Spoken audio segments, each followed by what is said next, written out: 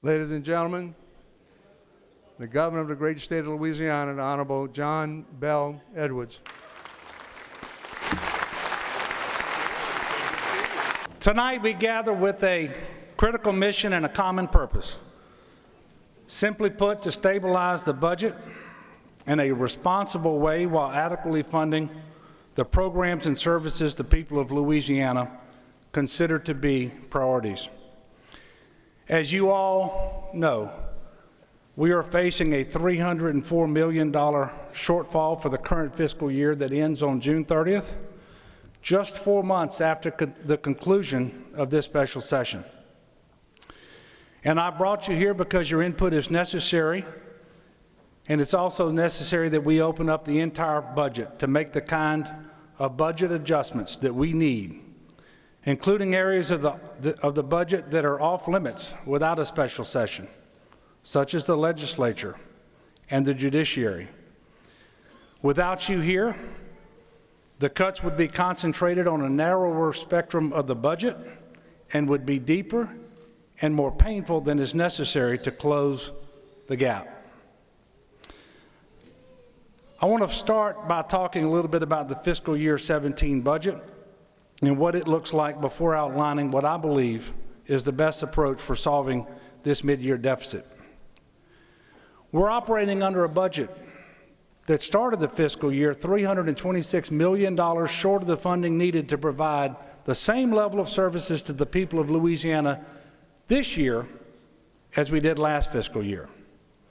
That is why the TOPS program was, unfortunately, cut by $90 million, despite my plan to fully fund it, in addition to cuts to higher education, corrections, and a host of other agencies and departments, including the executive department, the judiciary, and the legislature.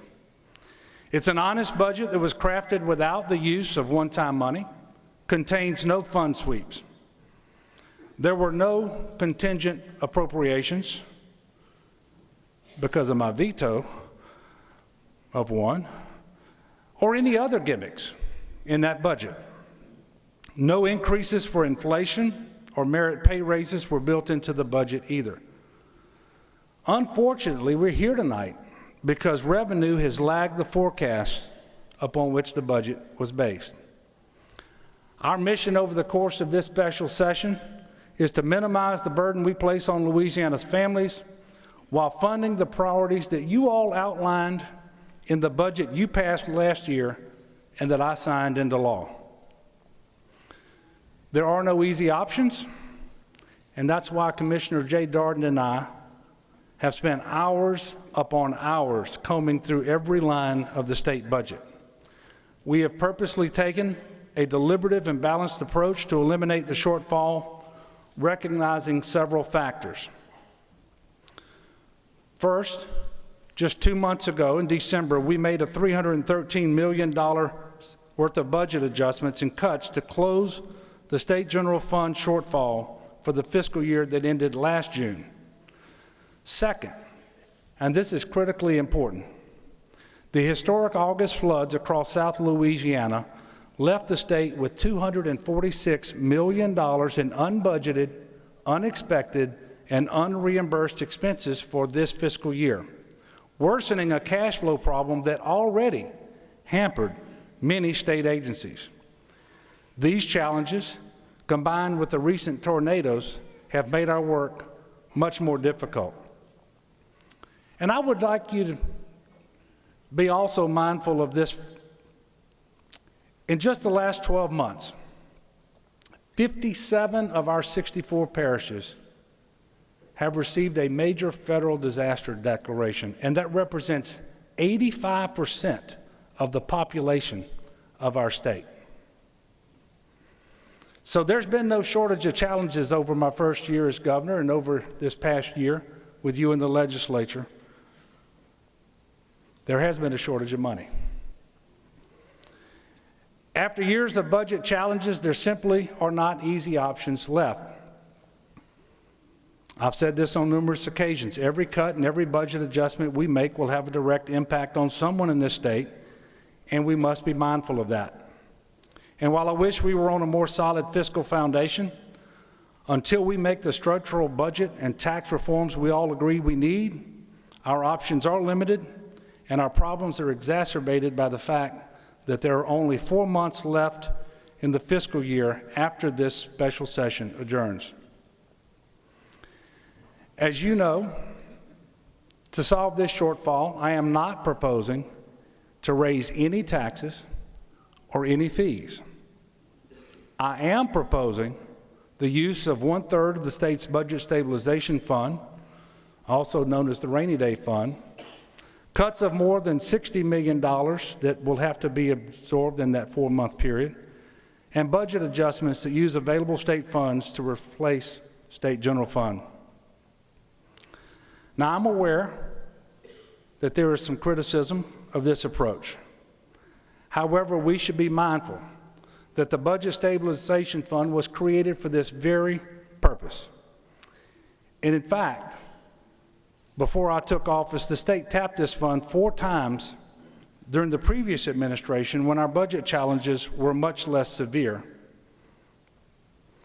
And the $120 million that I seek to get from the rainy day fund actually accounts for less than 40% of the overall shortfall that we have to fix. You should all know that the Budget Stabilization Fund was created in 1990 so that we would have a savings account to stabilize our budget against precipitous revenue declines, especially when they occur mid-year. And it was specifically designed to fund critical priorities when mineral-related revenues decline, as it most surely has. Oil is just $26 a barrel at this time last year, compared to $110 a barrel in August of 2013, and oil traded right at $53 today. This is also why the Budget Stabilization Fund is funded in large part by excess mineral revenue that is realized in the good years.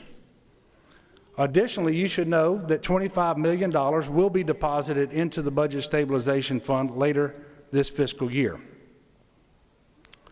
Additionally, the state will begin to receive funds from the BP settlement stream related to reimbursement of 45% of state expenses.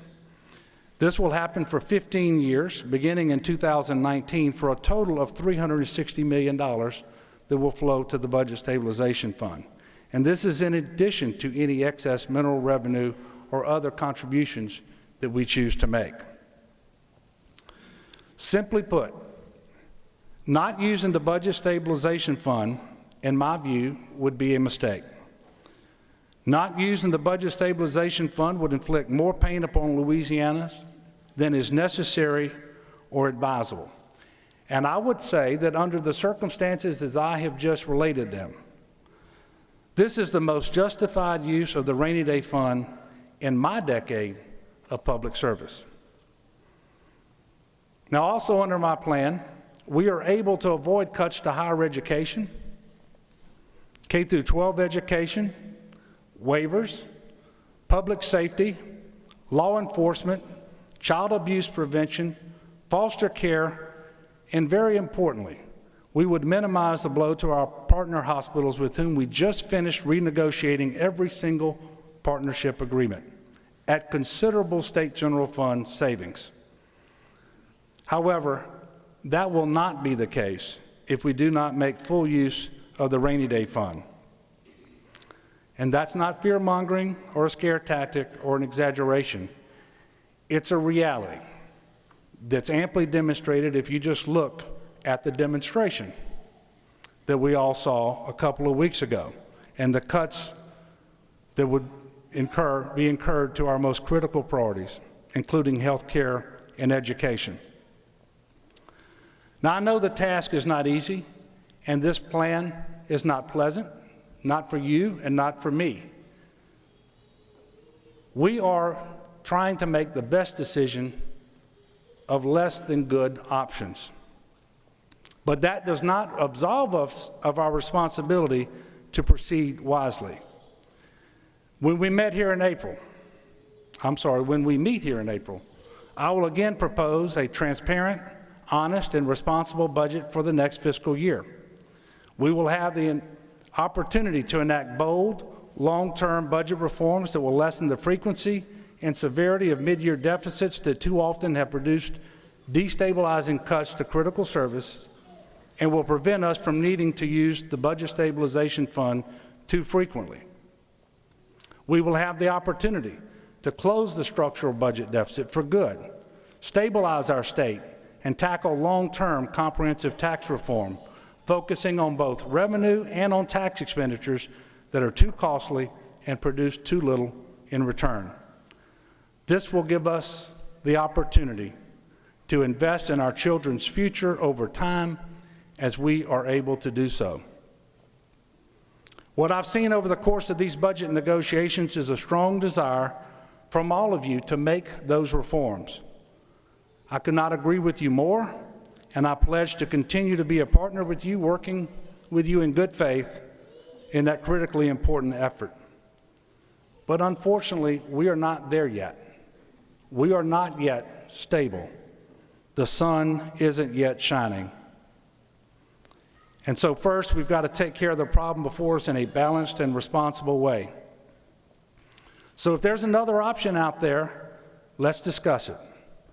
Compromise is not a bad thing. It is not a dirty word for me, but it is counterproductive to our shared mission to constantly criticize and oppose without offering a viable alternative. If collectively you prefer more mid-year cuts than I have proposed, propose the specific cuts and vote on them. But please don't resort to budget gimmicks. Propose your cuts honestly and transparently. Subject them to debate. Let's hear what our constituents and stakeholders have to say about the proposals. After all, that is why we're here, and that's why we serve. Before I go, let me remind you about how far we've come since last year. When I stood here at the start of our first special session in 2016, we were talking about a $3 billion shortfall for the previous and the current fiscal years. Thanks to the hard work of so many of you, we avoided catastrophe. Through bold and courageous action, we, to a very large degree, stabilized our state with a balanced mixture of revenue, cuts, and savings. And that process wasn't easy either, but it was necessary. Have no doubt, we are creating a better, a stronger Louisiana. And while there's still a lot of work to be done, we can look back on the last year with the satisfaction of knowing that we've begun the process of rebuilding our great state. Let's not take a step backwards. Instead, let us work in this special session together for the common good, just as Reverend Cyrus prayed. And I pledge to be a partner with all of you and begin this special session with an open mind. And we have just 10 days. So I say to you, and I say it again, let us be Louisianans first, not Democrats, not Republicans. Let us put Louisiana first, not rigid partisanship or political self-interest. If there's one thing that I hope you've learned from me over this past year, it is that my door is open. I am accessible. I will engage with you. I will compromise with you. And I want you to know I remain bullish on the future of Louisiana.